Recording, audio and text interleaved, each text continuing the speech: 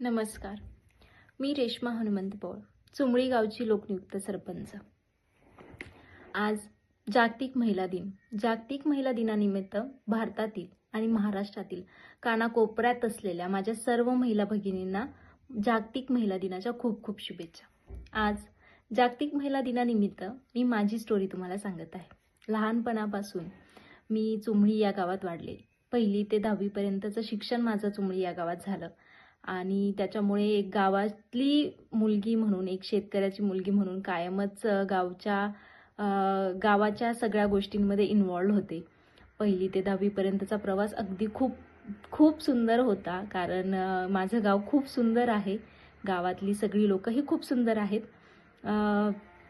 त्याच्यानंतर जसं जसं आपण आता मला असं विचारलं जातं बहुतेक वेळा की तुम्ही डॉक्टर आहात आणि तुम्ही सरपंच होण्याचं कसं हे केलं. तर पहिली गोष्ट तर मी 1ली ते 7वी पर्यंत आपल्याला एवढं समज नसते. जेव्हा आपण वय वाढत जातं त्याप्रमाणे आपले स्वप्न देखील वाढत जातात आणि माझंही स्वप्न होतं की मला काहीतरी बनायचंय. माझं अर्थातच माझ्या लक्षात नव्हतं की मला डॉक्टर व्हायचं आहे.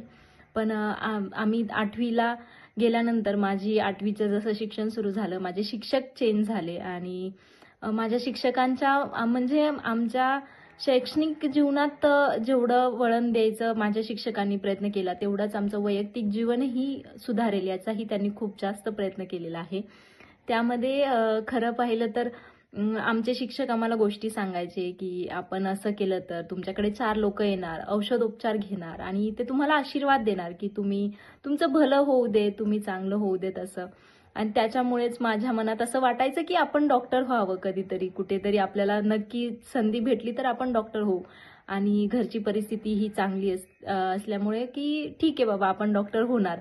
आणि त्याच्यानंतर 10वी पर्यंत माझे सगळे शिक्षक खरं तर माझ्या डॉक्टर होण्यामागे मला असं वाटतं की जसं माझ्या आईवडिलांचं, माझ्या बंधूचं, माझ्या भगिनींचं, सगळ्यांचं जेवढं कॉन्ट्रीब्युशन आहे 50%च पकडेल मी आणि 50% माझ्या शिक्षकांना देईल, कारण त्यांनी मला खूप सपोर्ट केलेला आहे. जोगदन सर असतील, जाधव सर असतील, टेकाडे सर असतील, चव्हाण सर असतील, तांबे सर असतील, ह्या सगळ्यांनी मला खूप सपोर्ट केलेला आहे आणि मला कधी कधी असंच वाटतं की त्यांच्यामुळेच माझ्या नावापुढे डॉक्टर ही लागलेलं आहे.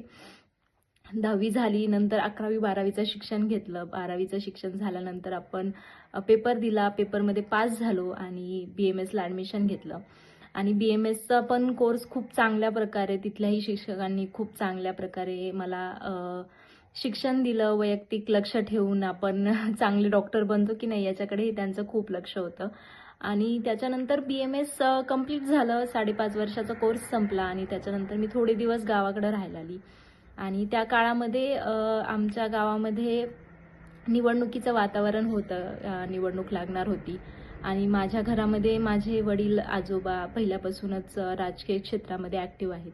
त्याच्यामुळे मलाही असं लहानपणापासून बातम्या पाहिलेल्या आहेत. राजकीय क्षेत्रातली काही घडामोडी ऐकत राहिलेल्या आहेत, सतत कानावर पडत राहिलेल्या आहेत. त्याच्यामुळे कुठेतरी मला असं वाटायचं की चला आपल्यालाही कुठेतरी संधी भेटली तर नक्की आपणही काहीतरी करू आपल्या गावासाठी. त्याच्यामुळे मी माझ्या घरच्यांना बोलून दाखवलं की मला भेटेल का संधी म्हणून. मग माझ्या घरच्यांनी माझं सरपंच होण्यामागे त्यांचाच खूप मोठा वाटा आहे, कारण त्यांनी मला संधी दिली की त्यांनी माझ्यावर विश्वास ठेवला की ही एक सरपंच पदासाठी योग्य उमेदवार ठरू शकते आपल्या घरातून. फॉर्म भरला आणि प्रचाराला सुरुवात झाली. प्रचार म्हणजे मला असं वाटायचं की एक 1ली ते 10वी पर्यंतचं शिक्षण झालं आणि त्याच्यानंतर आपलं पुढचं शिक्षण घेण्यासाठी आपण बाहेरगावी मोठ्या शहरामध्ये गेलो आणि मग असंही होऊ शकतं की सामान्य जनता आहे, आपल्या गावातील लोक आहेत, ते आपल्यावर विश्वास ठेवू शकतील की नाही, या गोष्टीची मनामध्ये कुठेतरी थोडीशी भीती होती की काय होईल काय नाही होणार म्हणून. परंतु जेव्हा मी प्रचारासाठी गावामध्ये फिरले तेव्हा लोकांच्या समस्या ऐकून घेतल्या. लोकांसाठी मनामध्ये तळमळ होती की आपण काहीतरी करायचं, कारण आपण प्रत्येक व्यक्ती स्वतःसाठी जगतो, पण या देशासाठी, या समाजासाठी जगणारे खूप कमी लोक आहेत आणि ह्या समाजाने आपल्याला खूप सगळ्या गोष्टी दिलेल्या आहेत. त्यामुळे नक्कीच आपल्यालाही या समाजाला कुठेतरी काहीतरी देणं लागतं रिटर्नमध्ये. म्हणून मग मलाही वाटलं की चला आपण सरपंच म्हणून निवडून येऊ आणि काम करू आणि अगदी तसंच झालं. मी सरपंच म्हणून निवडून आले आणि खूप प्रचंड उत्स्फूर्तपणे सगळ्या लोकांनी मला निवडून दिलं आणि मी सरपंच झाले. सरपंच पदाचा प्रवास सुरू झाला. आता 2 वर्ष झाली आहे मी सरपंच पदावर कार्यरत आहे.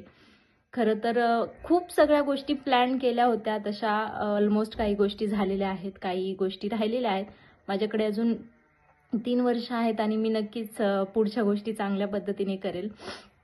याच्यानंतर असं होतं की मी आता एक डॉक्टर आहे म्हणून आरोग्य सेवा हे माझं सगळ्यात पहिलं कर्तव्य होतं आणि म्हणून मी गावामध्ये बऱ्यापैकी आरोग्याबाबत जनजागृती करण्यासाठी मी वेळोवेळी जे आरोग्य शिबिर आहे ते मोफत आरोग्य शिबिराचं आयोजन करते. कारण जेणेकरून आपण डॉक्टर आहोत तर आपल्या गावातील जनतेला त्याचा फायदा झाला पाहिजे असं मला वाटतं.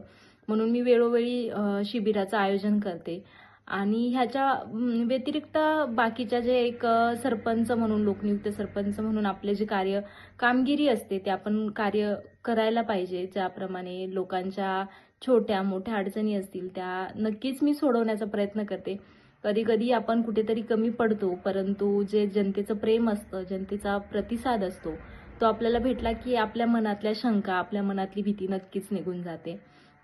खरं तर आज जागतिक महिला दिनानिमित्त महिलांविषयी बोलायला हवं म्हणून मी माझा स्वतःची स्टोरी शेअर केली. पण मला असं वाटतं की आज महिला दिनानिमित्त मी तुम्हाला काहीतरी सांगते. कारण मी माझा स्वतःचा अनुभव शेअर करते की आपण महिलांचं गुणगान आणि महिलांसाठी प्रेम किंवा महिलांसाठी उपाययोजना वगैरे ह्या सगळ्या कुठेतरी पुस्तकातच राहिल्या असं मला वाटतं. नक्कीच असं नाहीये की आपण अशा भारत देशामध्ये राहतो जिथे संविधान लागू आहे. डॉक्टर बाबासाहेब आंबेडकरांनी जे संविधान आपल्याला दिलं त्याच्यावर आपल्या कित्येक महिलांना महिलांचे स्वप्न पूर्ण करता आले. परंतु कुठेतरी काहीतरी भरपूर गोष्टी अशा आहेत ज्या कुठेतरी फक्त बंद पुस्तकात, बंद खोलीत पडून राहिल्या. तर त्याही पुढे यायला पाहिजेत. आज अशी कुठलीही फील्ड नाहीये जिथे महिला कार्यरत नाहीये. आणि आपली भारतीय संस्कृती आपल्याला नेहमी शिकवण देते की एक स्त्री ह्या जगातलं सगळ्यात मोठं जर कुठली गोष्ट असेल तर स्त्री शक्ती आहे. जी अगम्य प्रेम करणारी, शांत मनाची, सगळ्या लक्ष्मीचं रूप धारण करणारी. वेळ आली तर अन्यायाविरुद्ध लढायला ती कालीचंही रूप धारण करू शकते, हे आपल्याला शिकवण दिली जाते. परंतु आज कुठेतरी आपण मी माझ्या ह्याच्या अनुभवावरून सांगते की नक्कीच इथून पुढे आयुष्यात महिलांना असे लोक भेटतात, क्षणोक्षणी भेटतात समाजात वावरत असताना, जे तुझ्या अस्तित्वावर प्रश्न उठवणारे असतील, जे तुझ्या असण्यावर प्रश्न उठवतील किंवा तुझ्या जगण्यावर, तुझ्या वास्तविकतेवर प्रश्न विचारणार आहेत. तुझ्यावर कुठेतरी बोट ठेवतील. पण लक्षात ठेव, तू या जगातली सगळ्यात मोठी प्रचंड शक्ती आहेस आणि तुझ्या मागं अगदी अगम्य अशी शक्ती आहे. तुझ्यातली तू शक्ती ओळख. कारण तुला अडवणारं, तुला रोखणारं इथे कोणीच नाहीये. आणि खऱ्या अर्थाने सगळ्यात महत्त्वाचं सांगायचं की तुला कोणाच्याही परमिशनची किंवा कोणाच्याही परवानगीची अजिबात गरज नाही. तू तुझे निर्णय घे, योग्य निर्णय घे आणि आयुष्यातल्या प्रत्येक क्षणातला प्रत्येक प्रवास हा सुखाचा कर. कुठेतरी आयुष्यामध्ये कुठेतरी पूर्णत्व लाभेल, अशी कुठेतरी संधी मिळेल, असं काहीतरी कर. कारण ह्या जगात असं अशक्य काहीच नाहीये.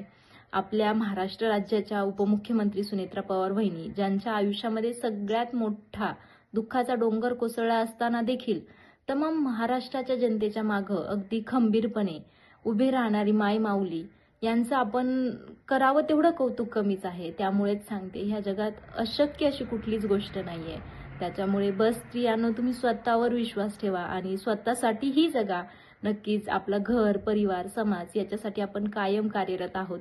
पण तू तुझेही स्वप्न पूर्ण कर, तुझ्याही इच्छा पूर्ण कर, एवढंच सांगेल. धन्यवाद.